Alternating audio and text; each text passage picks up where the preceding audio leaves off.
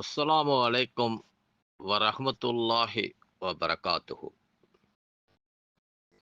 அன்புமிக்க சகோதர சகோதரிகளை, அல்லாஹு சுப்ஹானஹு வ தஆலா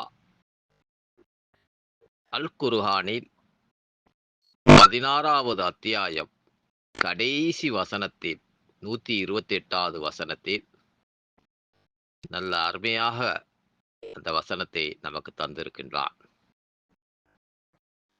தன்னை அஞ்சி நல்லறங்கள் செய்வோருடனே நான் இருக்கிறேன் என்கிறான்.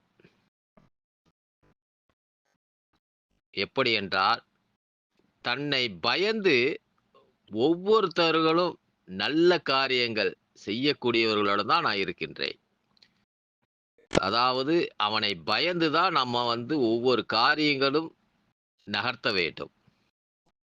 எந்த காரியங்களா இருந்தாலும் சரி, வணக்கங்களா இருந்தாலும் சரி, உங்களுடைய வியாபாரங்களா இருந்தாலும் சரி, அல்லது குடும்ப பிரச்சனைகளா இருந்தாலும் சரி, ஒவ்வொருத்தவர்களுக்கு நீங்க தீர்ப்பு கூறுவதாக இருந்தாலும் சரி, நீங்கள் ஏழைகளுக்கு வழங்கக்கூடிய சலுகைகள் ஸகாத்தாக இருந்தாலும் சரி, உங்களுடைய வணக்கங்களா இருந்தாலும் சரி, எதா இருந்தாலும் சரி, நீங்கள் அவனுக்கு அஞ்சி தான் நீங்கள் இதை செய்ய வேண்டும். அதுதான் அல்லாஹ் அருமையாக டிக்ளேர் பண்ணி இந்த வசனத்தை நமக்கு தந்திருக்கின்றான்.